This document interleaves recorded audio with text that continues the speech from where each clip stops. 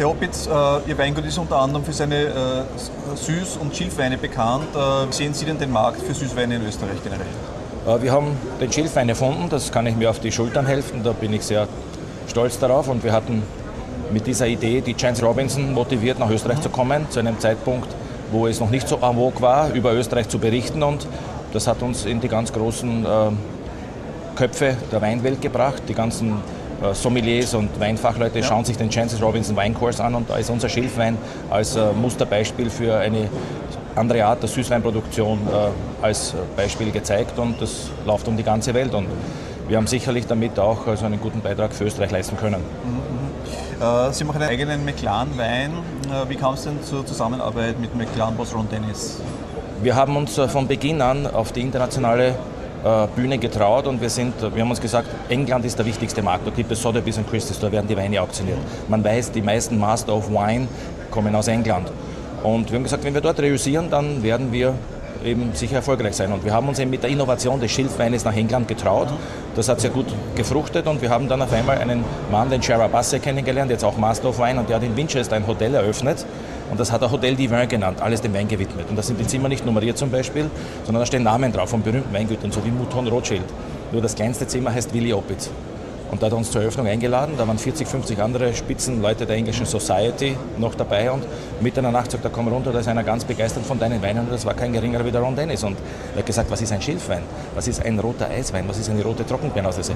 Es hat ihn fasziniert, dass jemand aus einem Land kommt, wo der Ruf damals sehr schlecht war, und dass sich der eben hinaustraut mit Innovationen. Und dann hat er mir erzählt, also Meclan, wir waren die Ersten, hat er gesagt, die Kohlefaserchassis gebaut haben, wir waren die Ersten, die die Reifen aufgeheizt haben, we have something in common. Er hat mir dann ein paar Tage später einen Brief geschrieben, so eine Art Vertrag, da ist gestanden, please sign and return. Ich habe nicht gewusst, was das heißt, habe das unterschrieben, auf die Post gebracht und seit der Zeit hatten wir einen Vertrag mit Meclan und ich habe dadurch Leute kennenlernen dürfen und Netzwerke, die wir wahrscheinlich sonst nie kennengelernt hätten. Aber wir haben sie genützt, für uns, auch für Österreich, für Ilmenitz, fürs Burgenland und da bin ich glücklich darüber. Was ist das Besondere jetzt an Ihrer Linie der Formel 1 oder Meclan-Weine? Das Besondere ist, es wird jedes Jahr eine Verkostung gemacht, wo wir dann eine Cuvée machen. Es ist immer eine Burgunder-Cuvée beim Weißwein. Das ist ein kräftiger, saftiger Wein, der international eben zu Krustentieren, zu Pasta, zu Turkey und also zu Fleisch passt auch. Und das Cuvée ist so 60% Pinot Gris, 40% Pinot Blanc. Und es ist ein bisschen mit Teilmalolaktik ausgebaut, sodass er sehr gefällig, sehr breit ist. Durch die Botrytis, die wir in Ilmenitz produzieren können jedes Jahr, kriegt er einen sehr schönen Glanz noch und einen sehr schönen Schmelz, eine sehr schöne Honignase und das ist sehr, sehr gefällig für die Leute. Und der Rotwein ist ein Merlot, Zweigelt und ein Cabernet und das ist auch sehr, sehr international verständlich für den Gaumen. Und als Trockenbeerenauslese, als Dessertwein, weil wir auch die Weine dann eben bei den Events servieren können, wo es eben dann für die Hauptspeisen und auch für die Desserts etwas geben muss, haben wir eine Welschriesling und Scheurebe oder Semling Trockenbeerenauslese, die eigentlich von Exotik nur so strotzt. Was ist denn Ihr Marketinggeheimnis, dass Sie als doch verhältnismäßig kleines Weingut international so hohe Aufmerksamkeit erregen?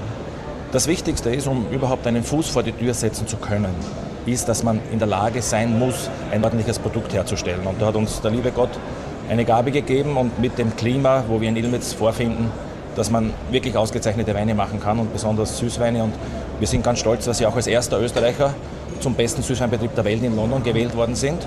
Und das haben wir genützt und wir haben uns immer Partner gesucht, die stolz auf uns sind.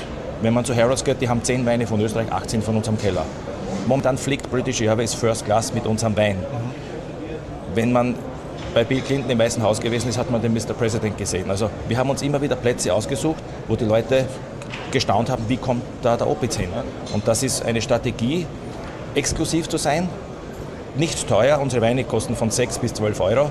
Das ist jederzeit erschwinglich, aber Exklusivität. Nicht in die Supermarktschiene, nicht in die Tankstellenlinie, immer in die Spitzengastronomie, bei den Spitzenprivatleuten, aber es kommt auch zu uns unter Anführungszeichen der Hausmeister, der kriegt genauso eine Flasche. Wir nehmen uns alle Zeit der Welt, wenn die zu uns kommen aus Weingut, betreuen die Leute und wir haben mit der Tochter jetzt auch ein tolles Vehikel gefunden, die hat bei Marco Pierre White gelernt in London, hat sich dann den Oberkoch vom Mandarin Oriental eingekocht und die kochen bei uns, wenn die Sommeliers kommen, die Journalisten von der Welt, um ihnen zu zeigen, wie man Dessertwein richtig präsentiert. Und da ist in Österreich, glaube ich, ein ganz, ganz großes Manko, dass die Dessertweine meiner Meinung nach nicht überall richtig präsentiert werden. Und egal, wir haben jetzt bei uns auch am Stand wieder gesehen, bei uns gibt es die Honigmelone dazu, bei uns gibt es das Panna Cotta dazu, das hat uns die Tochter mitgebracht.